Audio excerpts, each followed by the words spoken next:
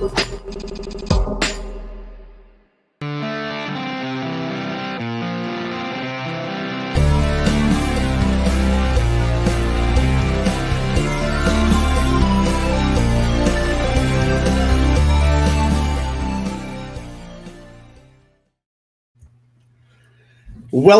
to the Scare Guys Show, the BrotherCon podcast to the Con Guys Show, where we just kind of celebrate everything in our fandoms. And Scare Guy, we kind of go a little bit on the darker side. We call it the scarier side of the Con Guy. My name is James D. Fry. Thank you guys so much for joining us tonight. And I'll introduce our special guest in just 1 second, but we're gonna go over to the far side up in the top row. Cheeseman. Hey, what's up, everybody? It's Cheeseman, one of the founding members of the Scare Guy, screenwriter, and yeah, excited to talk Halloween for the second time, but with some new people. With some people who know what they're talking about. All right, down on the bottom, one of our frequent hosts, Jake Jerley. Welcome. Hey guys, how you doing? Yep, Jake from Ohio, here to talk about Halloween. I hope everyone was able to get their McDonald's buckets this past week. I called enough McDonald's that they all, I'm sure every single one around here hates me. So, well, since you brought the buckets up, I know that our first special guest tonight, Mr. Anthony Masi, is it Anthony or Tony? You know what? If you're my friend, you can call me Tony. No, just kidding. Just call me Anthony. Just call me Anthony. All right, we're calling Anthony tonight. Anthony, this is Mr. Anthony Masi, who we are so excited to have on the show with us again tonight. He's been on a couple of times before.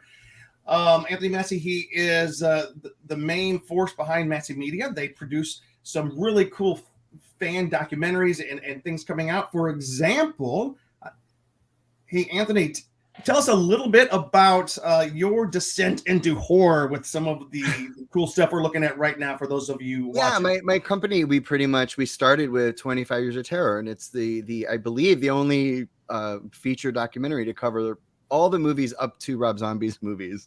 Mm-hmm. They're just these retros. His name is Jason, Friday the 13th, Scream, Psycho. We've done a bunch of them. And so that's pretty much what my company is known for, although I do a lot of production stuff. Yeah, and you've also done some cool big events too.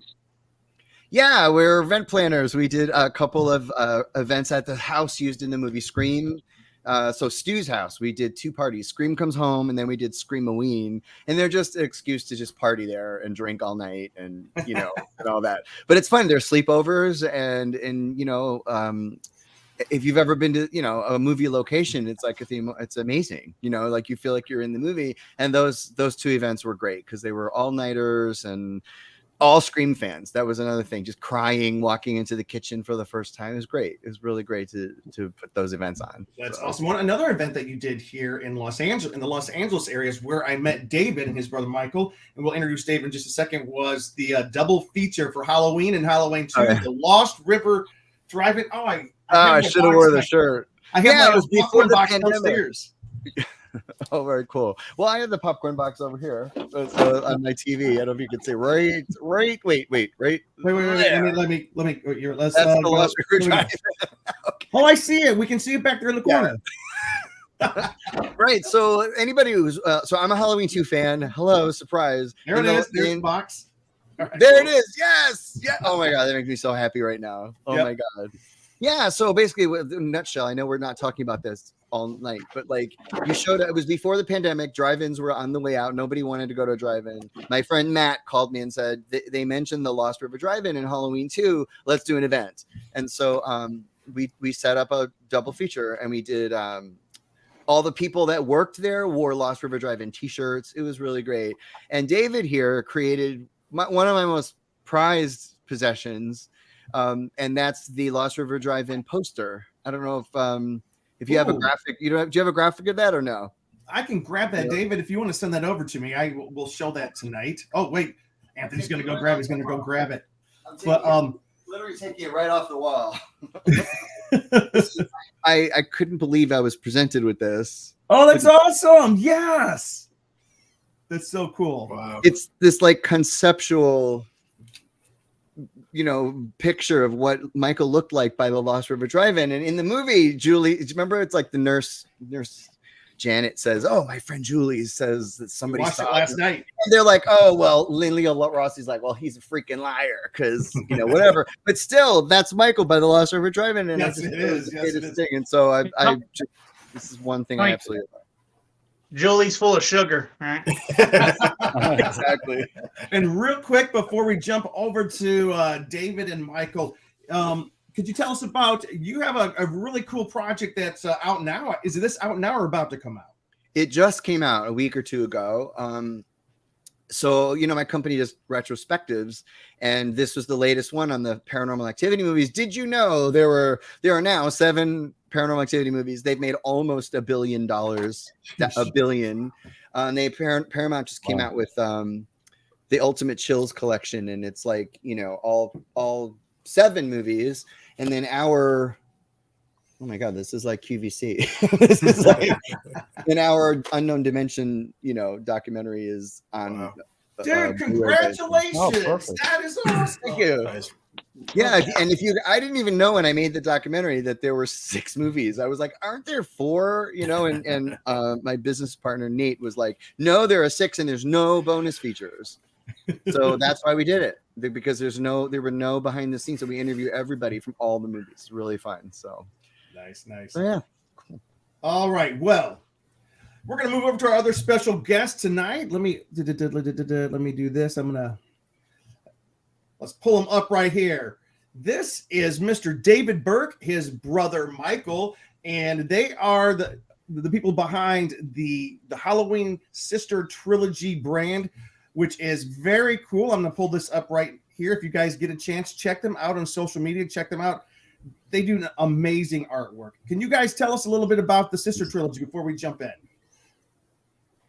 Oh, it's something I started way back in the MySpace days, where at the time that I started it, there was just basically the same 10 photographs of Halloween that is all you could find on the internet, and I just started making original artwork to give the world something new of Halloween, and I.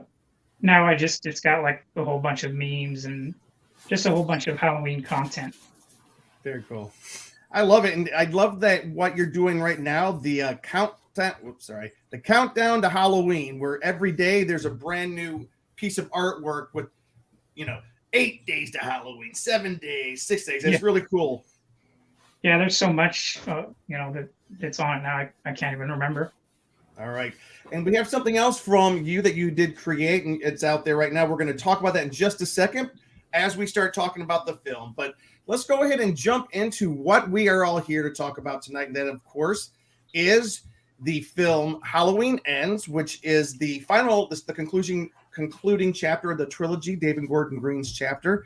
Well, before we go, guys, we got to say, for those watching this live, happy 44th birthday to the original classic, John Carpenter's Halloween, which premiered on this day in 1978.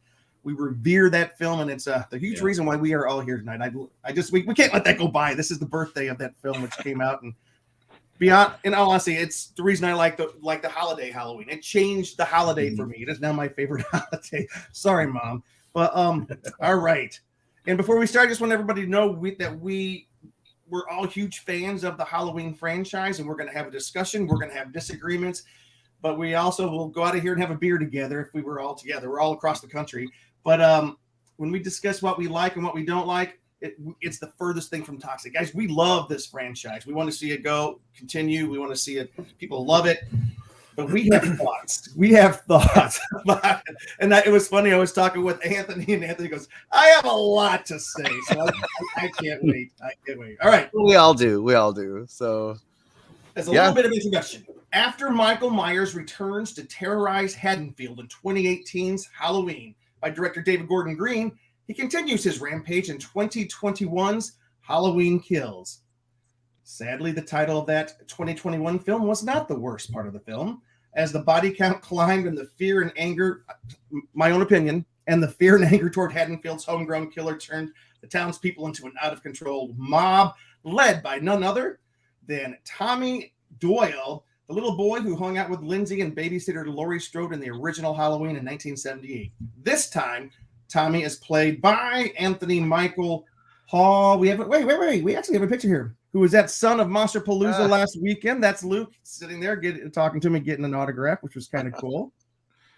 All right. And he really liked the film. He spoke very highly of it and being a part of it. He was just excited that it could be part of the Halloween franchise, and he really liked how it turned out. So yeah. Spoiler, he didn't seem to like, oh, my character died, and seem like super disappointed, but he liked what they did. But I'm sure he would like to do more. Yeah. Had he had that opportunity. Well, Tommy was joined by the original Lindsay herself, Real Housewife Kyle Richards, and of course, Dr. Loomis's nurse from the mental hospital, Marion, played by Nancy Stevens, which brings us to 2022's final film of the trilogy, Halloween Ends, which features a much-anticipated final showdown between Jamie Lee Curtis's original final girl, Laurie Strode, and the man who has haunted her footsteps and minds for 44 years, Michael Myers. All right, this is how we're going to start, guys. My former writing mentor, Luke and I are screenwriters. I know that we got a lot of creative folks in the group. And Jack Gilbert, who ran the Warner Brothers workshop for so many years and got so many people into Hollywood, his workshops were run like this. The first thing you say about a script or a film is called the circle of love. So I'm going to ask everybody here, tell me something about this film, because I don't yet know everybody. By the way, I want folks to know we haven't discussed this film yet. I kind of think I know where people stand, but we haven't fully discussed it. But let's start real quick. We'll start with Jake. Tell me something about this film that you appreciated, something that you liked. Okay. Well, No pressure. yeah. Wow. I'll get it out of the way. I didn't love this movie. I'm not a big now you're lover of the changing. film. No, but I don't think it's as bad as the rap it's getting now. Something I like about it, it's also something that people are complaining about, is that they went in a different direction. They tried something new. I think that was a kind of a bold thing. We'll get into it, obviously. Like, was that the right decision? Probably not. But I guess at the end of the day, when I watch a movie, it's just really if it keeps my attention. And I felt this movie kept my attention way more than Halloween Kills, which I thought was just they doubled down on the violence and made it super brutal and everything. This one, they were telling a story, and they're introducing a new character, but again, we'll get into that. Right. But just the fact that there was like They did that in a Halloween movie? Yeah. But I was watching and I was like, like this is interesting. I want to see where they're going with this, So that was something that I liked about it. Cool. Anthony, Tony, you're my friend. Hey, something that you appreciated about this movie, or something that you did like.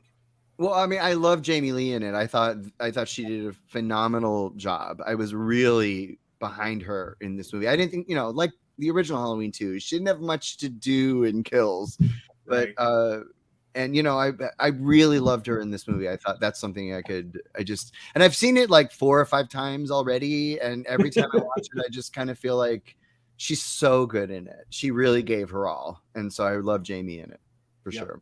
I like her so much better in this one than I did the 2018. I really do. Agree. I totally agree. Me too. I feel the same way. All right, Luke, we're going to go to you, and then I know that the brothers have some good stuff to say. All right, Luke, what do you think? I'm with Anthony on this. The thing I liked the most was, Jamie Lee, doing the Laurie Strode. And the thing about her playing Laurie Strode, I like that she felt more like Jamie Lee in that she had a little more personality.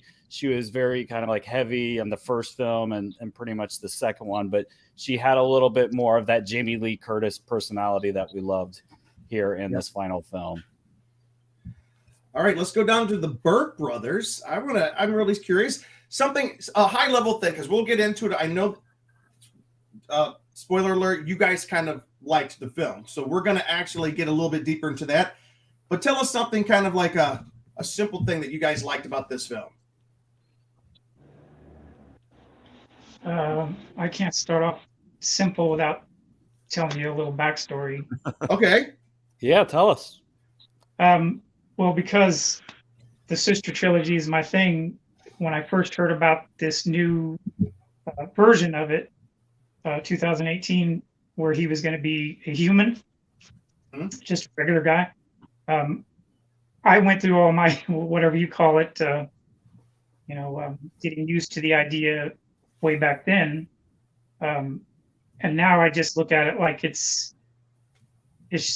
doesn't matter. It's like nothing can touch the Sister Trilogy. Nothing can touch anybody else's. Like if you like the Thorn Trilogy, I know they're not all trilogies, but all the rest of the films, he's supernatural. Even John Carpenter has said he's supernatural. If you get past that and you realize that David Gordon Green's new films, he actually states that he's human in his, then you realize that it's not our Michael, it's a different Michael. And now, so I'm disconnected from it. And to me, it's just like a trilogy of bonus features. It's just, so I'm able to break away and have fun with it. Michael, do you have any opinion on this?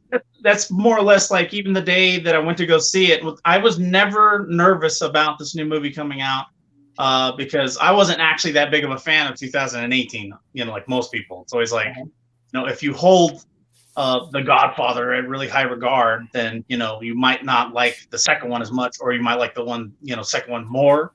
And it's like I didn't really hold 2018 at that high of a regard. I just thought it was kind of like the greatest hits Michael Myers, basically, to me, using the template of the original film, which is fine because you have to introduce the new kiddies to everything. Most of them are not going to go back and watch 1978, even if they're told they have to, And so the same thing, like you guys were talking about kills and stuff like that. I actually loved kills too. So I was just like, to me, Michael Myers is doing all the things I always knew he could do anyways, but everybody was like, they're turning him into Jason. And I'm like, they turned him into Jason in Rob Zombie's Halloween 2, as far as I was concerned, which was dumping down. But to me, I love Halloween 2. Yeah, everybody gets mad at too repetitive dialogue and Tommy Doyle and all that stuff, but I really don't care. There's a lot of stuff that I think it's too, to use an old word, too shrewd, to deny it to me, so this, I did have because all of us were hearing all the Corey stuff before it came out, and all of us had a version of where we thought the Corey stuff was going to go. And even then the movie didn't take it to that place. And it was a shock, but at the same time, I was kind of like, you know what, we got, since these are supposed to be sequels to 78, we got 78, we got, reiterate everything to remind you of everything 40 years later. Then we got this Rampage, which we, all slasher fans and all Halloween fans should have actually adored anyways. But to me, this was like, what is the effect of that? What is the effect, not just on the characters we know, like Laurie or now Allison, but what is the effect of the town, and what is that effect on this kid also and stuff? Because he already knew about what had happened the year before, and and it was already the little kid that was antagonizing was even knowing about it. So you're dealing with the ramifications of Michael. So to me, to jump ahead for a second, everybody's saying there's not enough Michael and all that kind of stuff. I'm like, to me, Michael is everywhere in the movie. That the essence of him, the feeling of him, the vibe of him, the boogeyman is out there, is always prevalent in the movie to me. So, but I almost can't give it any bad review at all. There's a couple of things that everybody could probably agree on. That's right. We'll give the bad reviews, so you don't have to. But yeah, I like the character of Corey, and a lot of people are like, oh, he's annoying, or I don't like him, and I'm like, I'm coming from that perspective. Yeah. And I'll see, that's what I'm saying, is it's like they're real hateful and stuff and angry about it, but I actually don't mind that stuff. I think it's, it's fun to have fun with the idea of Corey. So like, even if we're making a joke about something that's spooky, like Michael Myers, something that's reminding us of Michael Myers, now we're like, maybe it's Corey, and I'm like, I'm okay with that. I'm okay with just having fun. You said like something you said, we have our trilogy. So now everything, like I said, the day it came out on Facebook before I saw it, everything else is gravy to me. So. Yeah. What, Jake? And you don't count what happened in Resurrection by doing that, right? Because I think that ending was great until Resurrection ruined it. Actually, I like parts of Resurrection too. So Yeah. I'll be honest with you. Even though somebody was dissing on part 6 earlier, and justifiably so, there's parts of that I really like. So I don't. There's not any of these films that I 100% hate. We'll talk about the ones that are come close, but we're gonna jump over because I am dying to hear what Mr. Anthony Massey says. And by the way, I just want to let you know, when I put up the thing of Corey. I love this. I love think that it's so much. funny. I think that's been going around, and I just think that's great. All right, so we're gonna switch gears just a little bit. Anthony, what's a different perspective, perhaps, of than what we've heard just now? Well, all right. I've been trying to answer a couple of key questions, and one of them is, what is Laurie still doing there for you?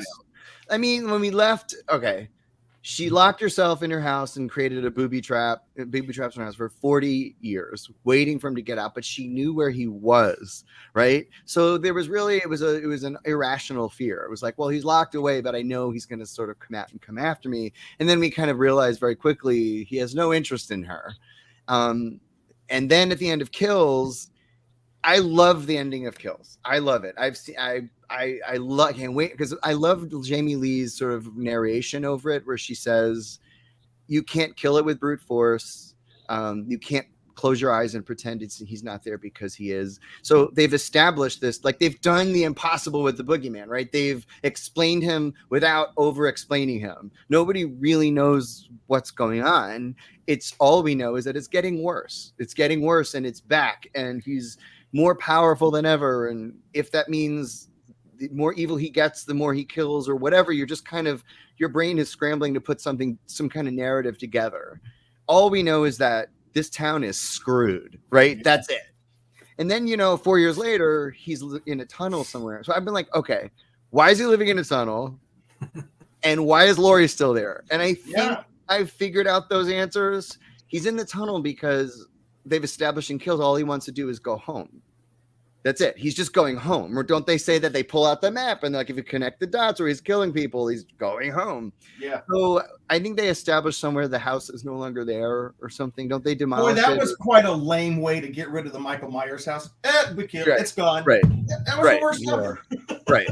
So I'm like, all right, well, if he's going home, and there's no home, well then, okay, that the answer is why he's standing in a tunnel, which I think is still really it's not very scary, but let's be real, that's an answer. And the other thing is I think Laurie realized, because Hawkins told her, he's not coming after you. And she finally realized it was her imprisonment that was booby trapping the house. It was her tormenting herself. And so I think those two things, if I could there's no reason for her to think Michael would be coming after her.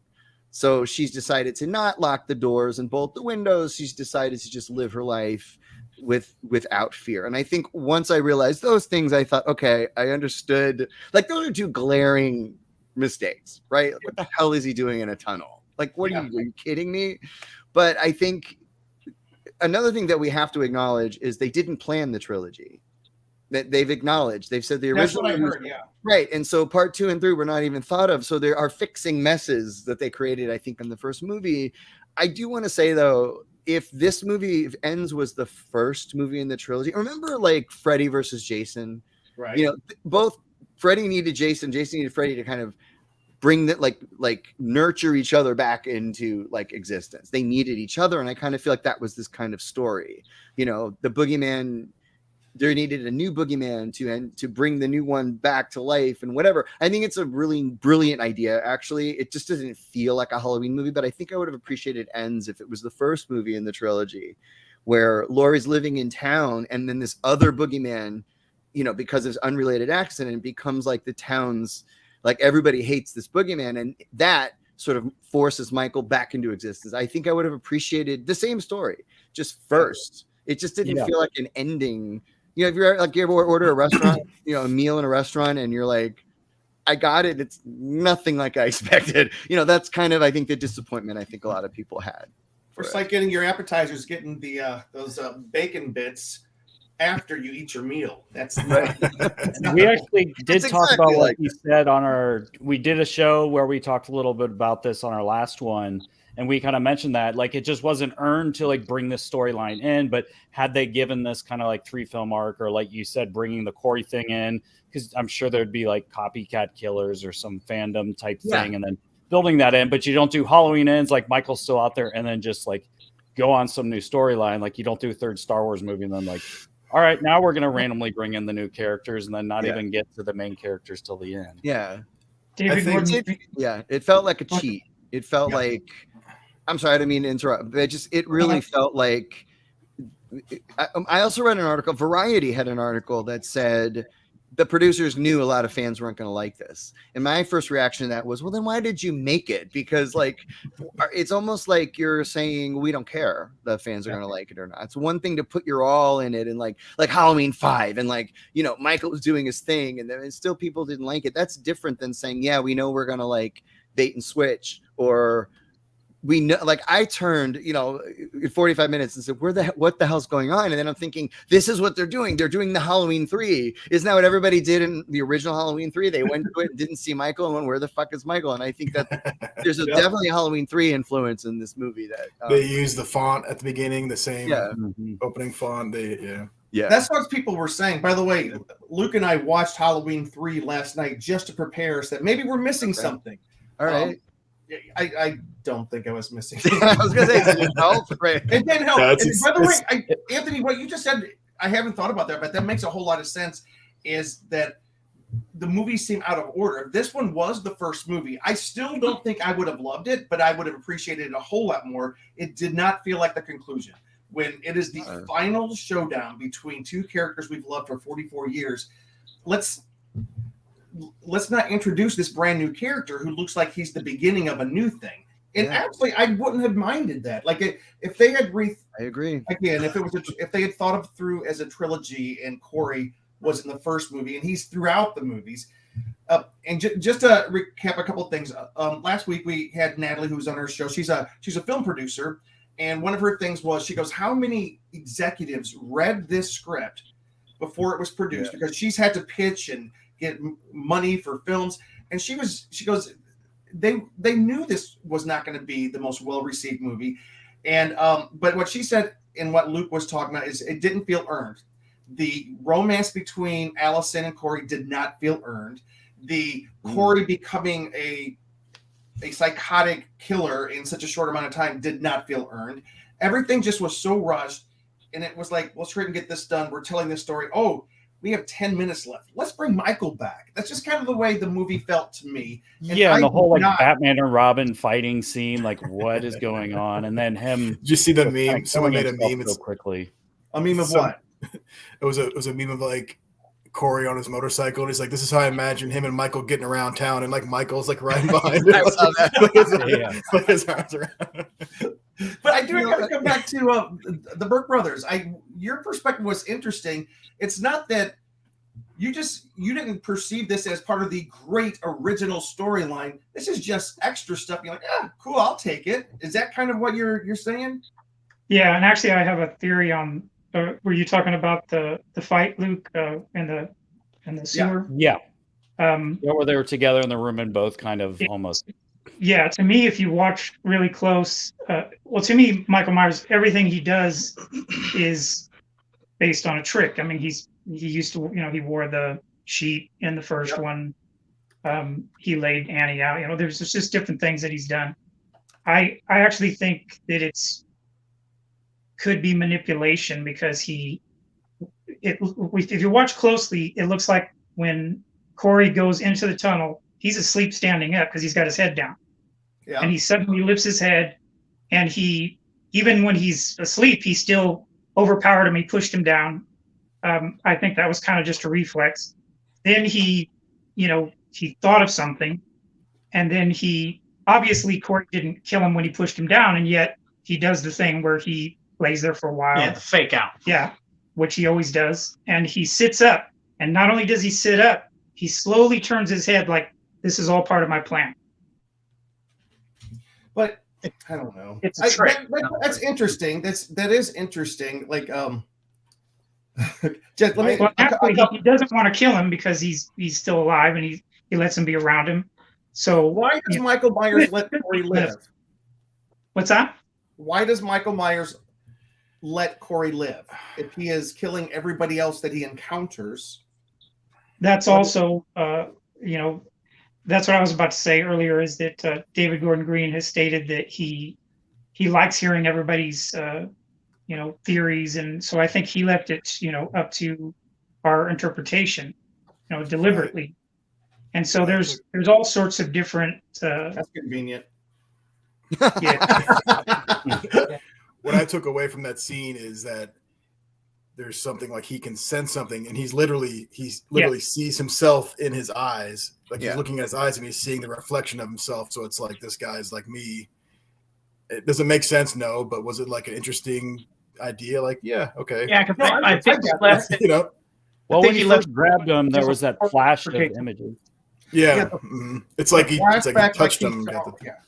And then Michael kind of shook a little bit, like he was rolling. Yeah, even that, I think, I think that could have been, I mean, like I said, it could go either way. It could be that it actually is giving him some sort of realistic adrenaline, or it's giving him supernatural power. Like it's rejuvenating him again. Yeah, because that's the thing is you got so many people have different theories. Are they thriving off each other at that moment? Is Michael feeling like something similar to him in the kid and feeding off of that? Or there's something definitely like a they need each other for some, like the Freddy versus Jason thing. There's definitely like the synergy of people have interpreted as that's the kid thinking he's about to die, kind of like Laurie does at the ending of the movie too. But that also brings in a question to me, when Laurie is picturing all the stuff in her head, is that they're feeding off of each other? Because there's that moment when she's talking to Corey inside of the house of the parents of the kid that died, and he's sort of threatening her and trying to make her feel intimidated, and then she vanishes like Michael Myers, like she did in the first of the 2018. Well, I kind of love that scene. Huh? I loved Laurie being such a badass. I love that. Yeah. So that's where that kicks in again. It's because all the way through it, she's looking worried and scared. And then suddenly she's, the knocking with the chair and all that kind of stuff. And that's where I almost like the kid's telling her, you should have kept looking in his eyes, because you might have more or less like you might have learned something if you kept looking in his eyes that night. Yeah. And then she disappears on him.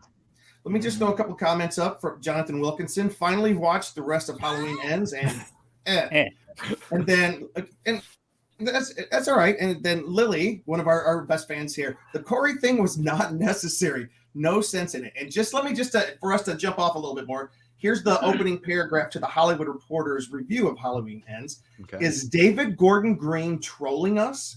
The director rescued John Carpenter's game-changing slasher classic from the dumpster of disposable sequels by going back to the core mythology in 2018's Halloween. He then sacrificed any goodwill that reboot earns by sidelining Jamie Lee Curtis and abandoning narrative coherence for random, unimaginative mayhem in 2021's witless Halloween Kills. In the last sentence, the conclusion of this trilogy, Halloween ends. The conclusion of the trilogy, Hollywood ends. Halloween. I can't say it. Which promises the final face-off between Laurie Strode and her psycho stalker Michael Myers, just seems to throw its hands in the air and surrender. So that's a pretty strong statement. So let's take it they didn't like it, but I have been kind of surprised, and I guess I should be surprised that everybody doesn't see things like me. A lot of people are coming to the defense of this, especially on subsequent viewings. Anthony, you've seen it like 4 or 5 times. I've watched it twice. I did not dislike it as much the second time, and I think it might be because I was prepared for what I was going to see. Yeah. What do you think, Anthony?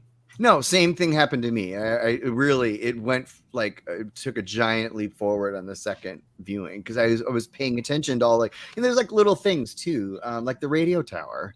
There's this. I never realized that. Yeah.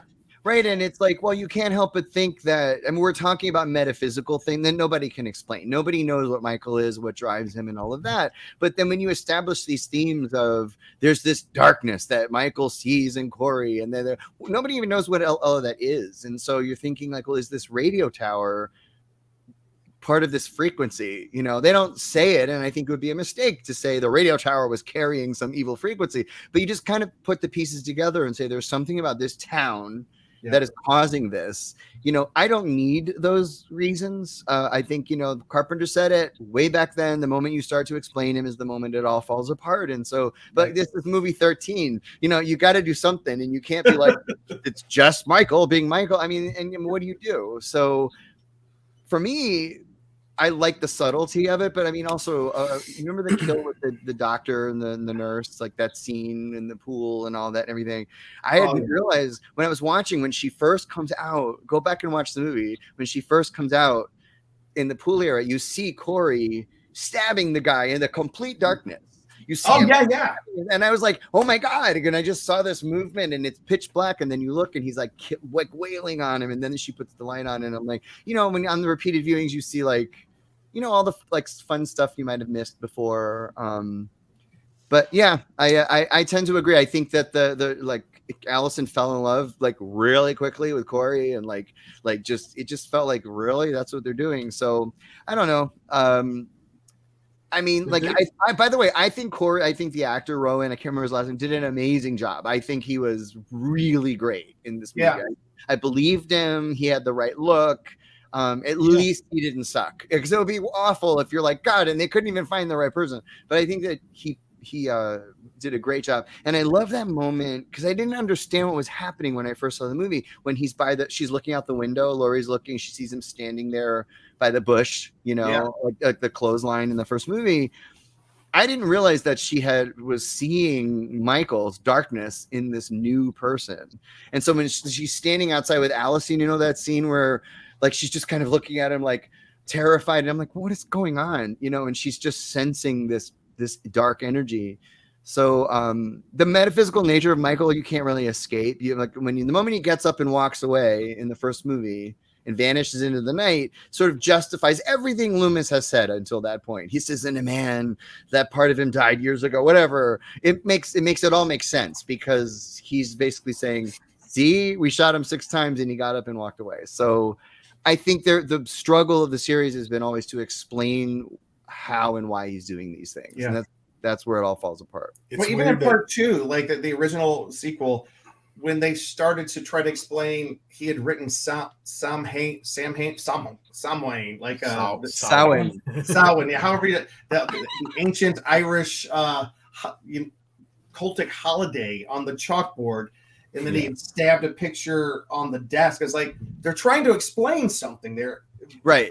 His motivation, his evil motivation, and I like that. Do you think that works? But see, that works to me. It's like, what the hell does this mean? If you're always going, I don't know what it means. Yeah. I think that works. I think once you say, like in Halloween 6, like whenever the stars align, it's like whenever they appear, he appears. Like that's when you go, oh, okay. And I think that's the problem here. It's like there's something driving him, and I have my theories, but I don't want to know. I don't want it explained. Yeah. Let's talk about that for a second, because the original Halloween, the shape, he was the shape, and we're being led to believe by David Gordon Green, like, hey, in the original Halloween, he had no motives. It was just indiscriminate violence against people, and that was the scary part. And he tried to carry that out. And we were talking about this last night. And so when he encounters people, he just kills anyone indiscriminately. Mm-hmm. I don't think that's true. In the very first Halloween, he kills his sister. There was a reason behind that. And then he sees Laurie Strode at his doorstep first thing in the morning with Tommy Doyle. And the rest of the movie, he's stalking them, and he's killing who gets in his way. So I don't consider that indiscriminate. It looked to me like not that it was a sister at that point until the 1980 redone movie for NBC, but at this point, he had a reason. He was stalking somebody. We don't know why, but so I kind of push back against David Gordon Green. Do we always have to say 3 names for him? I got the current director saying in the original movie it was indiscriminate. I don't believe that. I believe he always had, and that's my opinion, that he had a purpose for what he was doing. So that doesn't fly with me. I also don't like the fact, here's what's kind of ruined it for me. the first movie, everybody can say how much they loved it. I was not a giant fan, but I liked it a lot more than these two. The fact that Michael Myers was captured 10 seconds after we see that, just really, so the whole terrifying thing of the first movie was, where is he now? Where could he be? He's anywhere. And it's also why H2O works, because think about it. H2O did in like 84, 85 minutes what these three films did, right? The only difference was it's the Sister Trilogy, right? So it's like they're related, but she had every reason to be afraid. Woo, yes, I love it. Yes, that's my favorite too. My timeline. I can watch those three movies and just be happy. So, but like, she was related. But what did she do? She changed her name. She's a functioning alcoholic. She managed to move on with her life, and he just freaking shows up. Like, that to me is like, if once you start answering like he lives in a tunnel, like it's just it's not scary. Those questions are still there. They're just not being addressed. And I think in these three movies, removing the sister thing, which I think was a really promising idea. I mean, the original movie, he's not related, and they just did that. They had to in part two. They had to do something. But they went there and they said, "Oh, he's been in prison. He's been, he's been held captive for 40 years." That's where, like, when I heard that, I went, "Oh yeah, that's not the boogeyman." He was in the original movie, but he escapes, and now he's like out there. They're putting him back in jail just makes him seem. Oh, that's another problem I have with the series is they always say he's the boogeyman when it's convenient, but he's a human when it's convenient, and it goes right back and forth. And for me, that was my problem with the first movie. They never clarify in Jamie Lee's first scene with those bloggers or whatever. She says, you don't believe in the boogeyman? You should. And then the next sentence, she's like, but he's just a man. And you're like, well, what is he? At least Loomis had the courage of his, this isn't a man, I think the messaging was just so blurry out these three movies. There was no clear perspective on any of the characters, any of them. I think that going back to the Sister Trilogy, I think that a lot of people were disappointed with the final climactic encounter with Laurie and Michael in this movie. And I think a lot of people still are holding on to that in their head, that their brother and sister are just little remnants of it. Because in these new movies, since they don't have that relationship, the final battle doesn't mean as much as it did in Halloween H2O, which they did perfectly. And in my opinion, that was like the perfect way to end the series, just be done right there. The fact that they don't make them brother and sister, it's just like you guys were saying, it's more like the random attacks. And then people were like, okay, here it is, the third one. It's going to be huge. And I'm thinking like, they're not even on screen together in Halloween Kills, are they? She's in the hospital like the whole time. Like they never have there's no interaction between them. There's no interaction. So imagine, it's like, I don't know, to have the build up there and see that, I think that would have been more, that was prepping you for the 10 minutes they have in Halloween Ends. Yeah. Back to what Tony was saying. But like to me, I saw, since there wasn't that brother sister connection, I'm just like, it's not, the fact that it wasn't what everyone thought it was going to be. Yeah, didn't affect me as much as I'm like, well, we've already seen that done, right? Whatever, and however, like in 1998 or whatever that was. Yep. Yeah. I just think it would have been so much better if they didn't tear down the Myers house, and then like, what if she sees Michael going into his old house, and she almost kind of like hunts him down, and there's like a multi-room kind of fight like inside his own house versus just, wasn't it just in the kitchen or something and not very long, where I like their multi-room battle like they do in the first one. Yeah. David, you were saying something? Yeah, I was going to talk about what Tony was saying is I went through my withdrawals way back in, when they were talking about 2018 was coming out, that they weren't going to be brother and sister. So that's what I was saying, is that I've accepted it, but they also were talking about when the release of Halloween Kills was coming out, that David Gordon Green wanted to show him actually be captured. And I feel like Tony does, like that takes away his mystique. Don't do that. Yeah. I actually wrote instructions, of how I would do it, You got to just have him stand still. You got to, he can't move. It's got to let them do it, because automatically you picture him laying on the ground or crawling. You can't show weakness. So I actually had some ideas and everything, and almost came out exactly like how I wrote it. That's cool. So, and we're gonna kind of just in our last few minutes here. We've probably got about 10 minutes left. Can we just talk about the evolution of Laurie Strode, the character of Laurie Strode? Do you and Anthony, you mentioned this? Do we believe how her character developed over these 3 films? Is it believable? And is this a believable since it's 40 years after her original encounter? Let's go with Anthony first. What do you think about the evolution of Laurie's character? I mean, of Jamie Lee Curtis's character. Yeah, well, when I realized that, all right, Jamie Lee she did a lot of press for these movies, and I very easily and very quickly turned into, this is a movie that symbolizes the trauma that our country is in. She went everywhere talking about trauma and everything, and I feel like that's kind of really where this went wrong. But obviously, she was a strong voice. She's an EP on the movies, and I think I happen to notice it's all men that wrote it and everything, and she's the only woman. And I think what was important to her was to show a character that was traumatized and never got help for her trauma, and believed he was coming to get her in spite of that being irrational. And then, I mean, all you gotta do is watch the scenes in Kills in the hospital room. They're all like, I'm the one to kill him, and I'm the one to kill, and like Michael's just doing his thing, but they all somehow feel like connected to him somehow, and like it's personal. And then, I do feel like in this trilogy, her arc made sense because she releases all of that fear and continues to live in the town, which I still don't fully understand, but it was all about confronting fears. She is saying, as she's typing in her novel, he is the personification of evil. That falls into metaphysical explanation. What does that even mean? Can something be a personification of evil unless you believe in this kind of thing? So she believed that he went away when the town turned away from it. It got old. The older the story got, the safer she felt. She didn't think he was able to exist without people being afraid. And so, I do. I just think it was a very convoluted way to get from A to Z. And it just annoyed me the whole time. And I feel like that's a failure. I mean, think about why you're making a movie if you're not clear with your messaging. And so I think it failed, but at the end of the day, I still love it because I love the Halloween movies and I will watch everyone 100 times.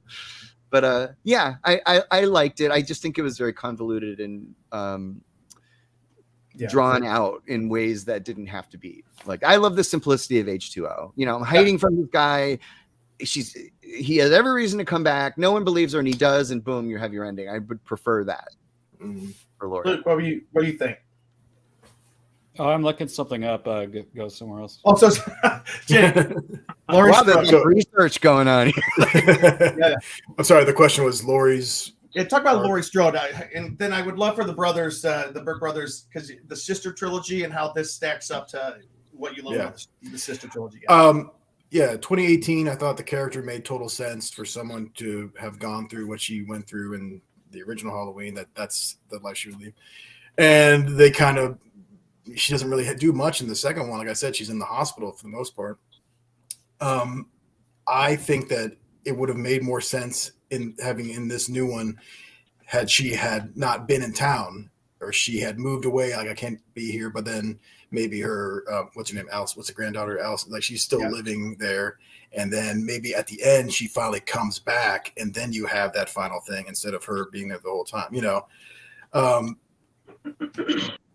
I mean, this whole, that's the other thing I want to talk about. I thought that, these movies, these new ones are notorious for bringing back characters that you thought died in the other one.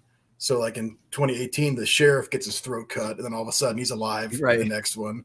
And then the woman who had the drone in Halloween Kills, Sandra.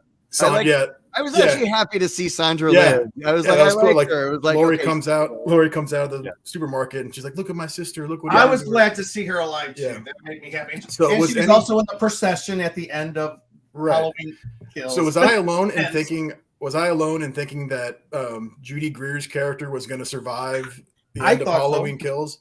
Because they did it so kind of vague. You see him doing it, and then just her being like, "Oh." And they hardly even give her tribute, or like you'd think her daughter would become almost the new Lori. Lori had a framed like behind the scenes photo of her or something. It was like, yeah, I love Judy Greer. I almost would have loved her to be the final girl. I just love her so much. So clearly she, I guess, was just like, yeah, I'm not doing the other one. So then they just like let it go. So, but I thought, I was expecting that. I was expecting more with the grandmother, the daughter, and then the granddaughter have that the trio there. So, all right. Well, I wish pretend that these other newer two don't exist, then you have that in the first one, the Halloween 2018. Oh yeah. That was a fine way to end it too, but like every Halloween movie, it's not going to be the last one.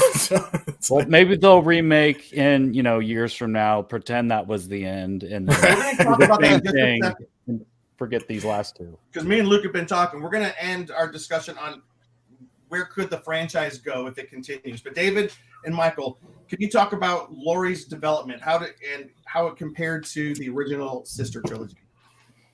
You can talk about that because I want to talk about where the franchise should go. He wants to stay in its mindset.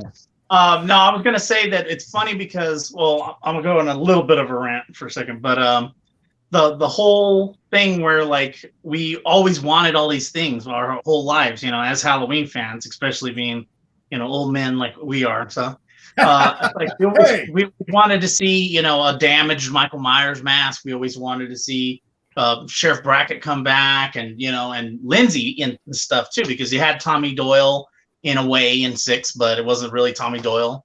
But by the way, we know real Tommy Doyle, but just a sidebar. The thing is that to me, it's like we got so many of the things. So are we going to have the Myers house in it? And you got the Myers house. And then and to me, and yeah, maybe it's a little vague dream or something, but even the whole idea of, if evil is alive in Michael Myers, whether you want to think it's Sam Hain or a demon or whatever, or just the spirit of Halloween in general or something. It's like the idea of it going into somebody else or him taking over somebody else has always kind of been there with the fans to a degree. So, and it's something we always wanted, and then we got it, and everybody's all like, "Oh, I hate that." And I remember a lot of people saying when it came out that I'm going off subject. I will go back to it. But that's one of the things is that everybody in 2018, there's so many people that were like, I don't like the way Laurie is. She's too militant and all this kind of stuff. And I like Laurie from H2O. So what's good about the new movie and Laurie in this, and by the way, she has said that Laurie got help. Allison says that she got help, the help that she should have got 40 years ago. She always brings up that story of Laurie would have went right back to school in a few days, and nobody, helped her. Nobody gave her any kind of like therapy or any of that kind of stuff, or pills or whatever. But she says all that stuff. So to me, I'm more accepting to that she's okay now, whereas a lot of people don't like it. A lot of people have been complaining about it. So to me, I'm okay with it because I really didn't like, how she was in 2018. Because I'm used to that H2O version. So in this one, I feel like you get the H2O version. You get the little 17-year-old, 18-year-old Laurie Strode, even with the stuff with the pumpkin pie and the being giddy around Hawkins and stuff like that. That reminds me of the little girl that never got to grow up because Michael Myers screwed up her life and stuff. And so to me, I love all of the versions of her because I don't think it's just one version. Just like we were talking about with the knocking the chair back, is the 2018 version resurfacing because she needs to protect herself. She needs to protect Allison. So I'm fine with all of it. And I'm fine with all the different, takes on it. I actually had something else to say, but I won't say. I'll let David talk about what he was going to say. Well, David's got the next topic. If you're still on the Laurie, we're going to move into we don't have a ton of time. We're going to kind of finish up a lightning round of where can the franchise go after this. But what's the topic you wanted to say? I was just going to say that it's weird because, when 2018 came out, everybody was like, oh, screw Halloween 2 now and screw H2O. But really, if you really think about 2018 is kind of Halloween 1 again. And then Halloween Kills is the hospital and Michael's coming, but Michael's not coming. So it's subverting what you expect. And he's going ballistic, on the outside. And then this one, again, everybody's equating it to Halloween 3, but there is a lot of H2O in it. And there's also, I don't remember, Tony would probably know this, but when H2O was originally written, it was about a copycat killer, and Charlie was going to be the copycat killer. And then Michael was going to show up in the last 10 minutes of the movie and kill Charlie. And so it's weird because they kind of remade all 3 of the original trilogy in a way. So interesting. I'll let him talk now. Real quick. I just want to, this right here. This is a graphic that David posted. And I guess you guys are getting, so you kind of like ranked your Halloween films. Is that what you did? Tell me what this is right here. No, that's just a funny meme. It's I have ranked all of them, but you did, yeah. Yeah, it's the different timelines. Yeah, different timelines. My bad. So we're gonna jump into where can we go from here. I think all of us agree that there is a lot to like. I mean, believe it or not about this, I do think because of how different this film kind of knocked me back, I haven't quite gotten to where you guys, the Burk brothers, are of appreciating that level yet. It's going to take me a while to get there. Kind of like Halloween 3. It took me 40 years to get to where that one is. Instantly. Yeah. I'm sorry? I loved it the first time I saw it. I know. That's what surprised me is you, the owner of the Sister Trilogy, you liked it. And I was like, that's why I said we got to get David on the show to talk about that. I love that. I love it. I was surprised that so many people didn't like it the next day after I saw it. All the reviews, I was like, really? Like it was fine. I don't know. Like I saw it with our friend Brad, and we came back and immediately watched H2O to cleanse the palate. You have to unsee what you just saw. Yeah. Okay. So I want to start actually with down there with David, because I think you have something to say here. Where can the franchise go now? What would be the best handling? And some of us would say, how do you save the franchise? Whereas some of us would say, just how do you continue the franchise if it needs to continue, that is. Yeah, I actually think that I've had the idea for quite some time that they should continue from part 4 and have Jamie Lloyd's story continued and erase part 5 and 6. Actually, Yale has recently come out with that she would like them to carry on from part 5, which is also fine, but I prefer it to continue after part 4. Who said that? Danielle has said it. Oh, did she? Well, yeah. That's cool. Yeah. That's interesting. Well, I mean, actually, I was thinking of something today. Imagine if this current movie, if Halloween Ends, had a post-credit scene, and the camera shows, somebody's hand, and all of a sudden the hand sort of moves like somebody woke up or twitched, and then the camera slowly pans, and you see the face of Jamie Lloyd. You see Daniel Harris, and then suddenly her eyes open up, and that's the end of the movie. I think it would change everybody's perspective. Do you mean the end of Halloween Kills? No, Ends, like a post-credit scene on Halloween Ends. Yeah, I mean Halloween Ends. I'm getting. You'll make a lot of like diehard fans really happy connecting. Yeah. Connecting the. Yeah, I think if it like if you were in Hollywood and you were watching it with an audience, I think the crowd will go wild because then they get it more. Yeah. I just, even though it'll be a crappy movie, I still want to know what was the Man in Black after part 6. They never finished that storyline, did they? All right, we're gonna go. This is how we're gonna do it. Let's go, Jake, Luke, and we'll end with Anthony. So, Jake, where can the series go now? I'm not sure what they can do with Michael Myers. I'm sure we're gonna get something, but I'm gonna be that guy because I am the Halloween 3 fan. It's been 40 years since Halloween 3. 40 years. I'm not saying a sequel to Halloween 3, but to go back to the original idea they had after Halloween 2 was let's create an anthology film series and have just individual stories. Doesn't have to be movies, it could be like Shudder or something. Every Halloween release a season of just Halloween Presents, and have like a different themed episode, new things maybe by the same, when you think of like, Tales from the Crypt back in the day, like how it was really like a core group of writers and directors who were all kind of working on it at the same time and getting these different stories, and they're redoing comic books, but something similar like that I think would be just, or how Ryan Murphy is doing American Horror Story right now. Like when we Right, watched yeah. Halloween 3 last night, and there's the character who played Annie. She's playing Annie again, and a very unlikable character, for crying out. Wow, that was awful. But she was married to Tommy Lee Wallace at the time. Yep. So that's why I think he's in the movie. No, but that was I like that idea of like, let's use the characters that are interested in continuing. Let's put them in a different situation and tell another. I like the idea of an anthology. I think it probably wouldn't have worked as well then, but today I think it didn't work for something. Yeah, that was John Carpenter's idea, since he was like, not being forced, but they wanted him to make more Halloweens. It was his idea to make an anthology. Yeah. Yeah. And then I got a question for you. Even though that is a really good idea, and I've always wanted them to do that, the idea that they didn't respond to Halloween Ends, and it almost is like an anthology movie, I almost wonder if they would still because everybody loves Blade Runner, but when Blade Runner 2 came out, nobody went to go see it. They got to let fans know what they're getting. You can't surprise them. Yeah. I think that's the reason Halloween 3 and Halloween Kills. You don't advertise a certain way and blindside us. Yeah, like it would. that. Yeah. We Like thought we Halloween were coming in to see Michael Myers' last stalking movie with Jamie Lee Curtis, and that's not what we got. We got the kitchen sink. We got the kitchen fight, and that was it. All right, sorry.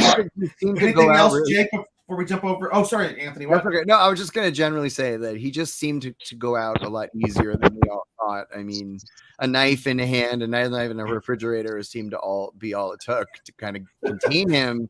And whatever. I love H2O. I love H2O. My only complaint about H2O is that I just wanted it 4 minutes longer with more of a battle at the end. I just wanted there to be more, and there was less here. So I was disappointed I was like, oh, that was the battle, So, I want the deep fake version of that too, where they take the real mask and put that on the H2O one. I think that would make the movie so much more iconic. Oh my God, that's just got my heart. Yes. Let's do that. Let's have someone do that immediately. Oh, sorry. Hey, Luke, how do you think we can improve or not improve? Where does the franchise go? Continue. Yeah. Where does it go? To piggyback a little bit on what Jake said first, and then I have another idea, but I really think they should do some sort of anthology thing, but I think they could do it more like Stranger Things, where it's a town, and do Haddonfield would be the series, and kind of Michael Myers thing maybe happened in the past, or stuff happens before that leads up to the Michael Myers thing, kind of like a Bates Motel kind of thing, and do more with the town and with the kind of the characters of the town. I really feel like on a television aspect, they could really explore something like that. Now, as far as a feature goes, I think they should kind of go back to what kind of like they did on these newer ones, but make it only the first film happened, but go into the 80s. But Laurie Strode probably have moved away and other stuff, but maybe Michael is the boogeyman and pops up in the 80s, and do an 80s version with, mostly all new characters. Cause it's just so much thrilling when Michael's just this mysterious guy that comes out at night. Mm-hmm. It's such a simple formula of stalk, prey, kill, that's what it is. And I think they could just take the same formula and do it in different decades, that he's the boogeyman. He comes at random times when no one expects him, and then stalks and does all that stuff like he did in the first. And I feel like the fans should almost take over the franchise, because it works so well on the low budget on the first one, where fans or people like us in Hollywood could write a killer script, get some known actors we maybe know, and just make our own version in kind of that gritty way, but in a simplistic way like they did in the original. And I feel almost like it should be given over to the fans to make these excellent fan film versions. Luke and I were even talking, there's room within the existing canon, for lack of a better word, to tell additional stories if we want to. For example, in Halloween 1, he escapes, and then he comes to kill his sister. What happened during that night? We were talking, if Michael was out to kill his family, he needs to, let's show the movie where he goes back for his mom and dad. And where is that? And that could easily fit within the existing canon, or things like that. What if we told a Michael Myers story from different perspectives? It doesn't have to always be Jamie Lee Curtis's story.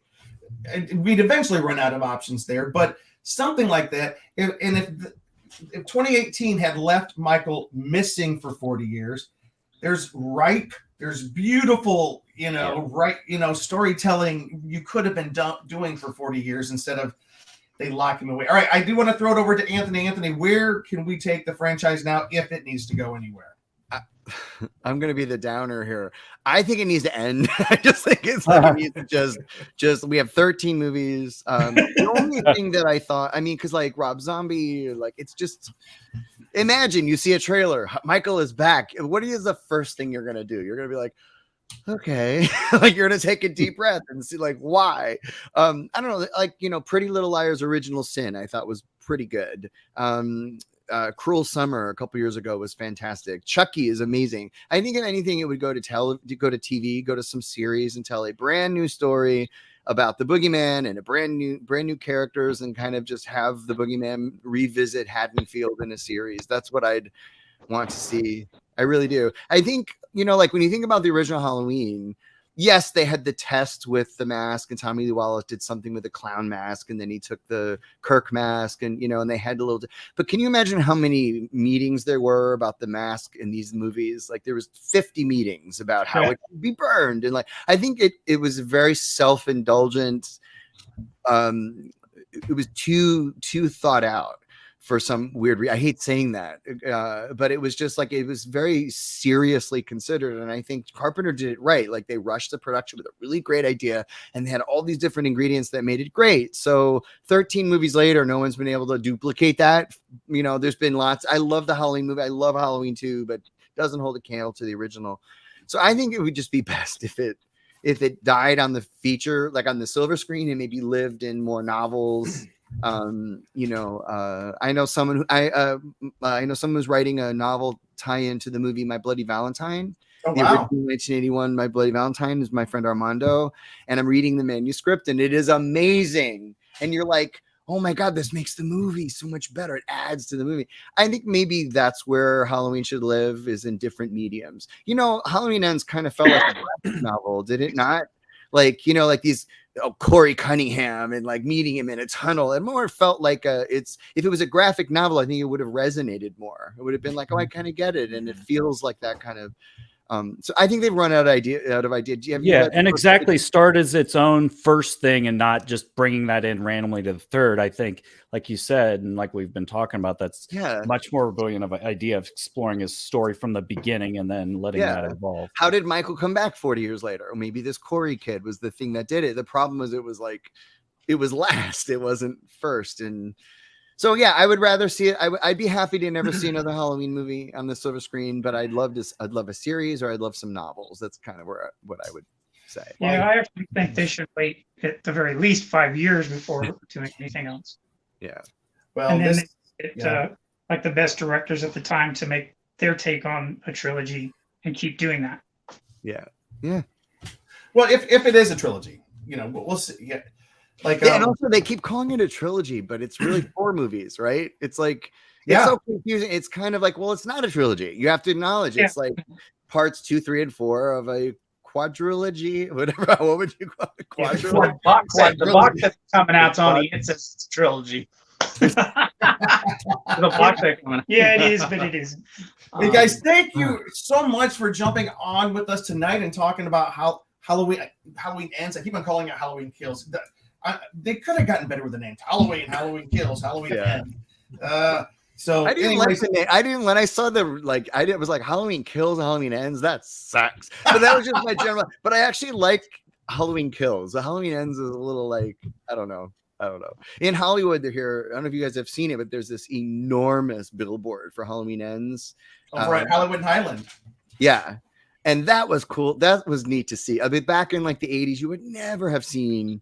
I mean, this thing is huge. It's like the size of a building. Yeah. It's not just like a big billboard. It's like this enormous thing. And I was like, that's really cool. Like people, like I just was like, everyone is seeing this. And when I saw Halloween Kills that night, I was at the Magic Castle, and one of the guys there said, and I was rushing out the door. I'm like, there's a new Halloween movie.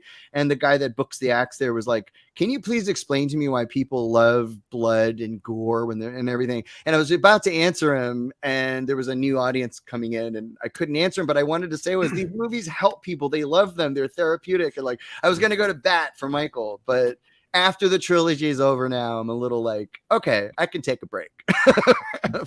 Just real quick, when you said they're therapeutic, I remember back at San Diego Comic-Con right before the original 2018 movie came out, Jamie Lee Curtis was hosting a panel. She was up there on a panel, and a guy got up there and he was speaking to her. He had to ask a question, and he goes, I just want you to know, my house was broken into. And the guy looked like he appeared as if he had perhaps some challenges and some mental challenges, but he was so sincere. And he goes, I remembered your character from Halloween, and it gave me strength when somebody was breaking into my house. And he broke down and he started. I have the video, right? I didn't want to show it. God. Wow. I have the video, and he broke down. Jamie Lee Curtis got off the stage. She went down there, pulled him aside, and just hugged him. And for like 10 minutes, the panel had stopped. And Yvette Nicole Brown was the one emceeing the panel. She goes, hey, y'all, we're doing church. It was so great. It was like the best panel. And it shows that, there is something kind of cool about these movies. And some people do get strength from them. I'm not going to say, hey, this is the movie that gave me strength. But I have a lot to admire about the films. No matter where they go, they've always been so much better than the Friday the 13th schlocky films. Yeah. It's because it was the stalking. And even this film, which I was not the biggest fan of, they still did take some cool ideas, like the stalk. Even Corey, he wasn't just a slasher. There was something about him that they were trying to investigate, and how Michael was mentoring him. Again, maybe I'll like it more when I see it later, because I will watch it again. Yeah. But anyways, thank you guys so much for being with us tonight. I'm Jake. Where can people find you online? Oh, were you gonna say something? Sorry. Oh, I'm sorry. Did you say something, David?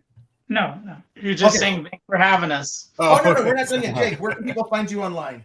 You can find me on Instagram at the Jacobus System. All right. The Burk brothers, where can people find out where you guys are at and find some cool artwork about the Sister Trilogy? Yeah, it's just Halloween, the Sister Trilogy on Facebook and Insta David Burk. All right. Mr. Anthony Massey. Just go to my website. I'm on Instagram, but I never use it. So it's just massimedia.net. MASI media.net. Yep. Check it out. Cheeseman. You can find me on thescareguy.com and on social media at Cheese on Couch. And you can also find me 40 years from now discussing the next Halloween film. But I'm sure it'll be a lot sooner than that.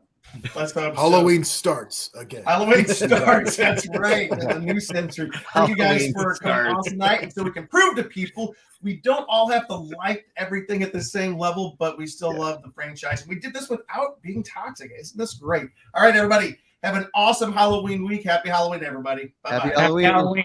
Happy Halloween.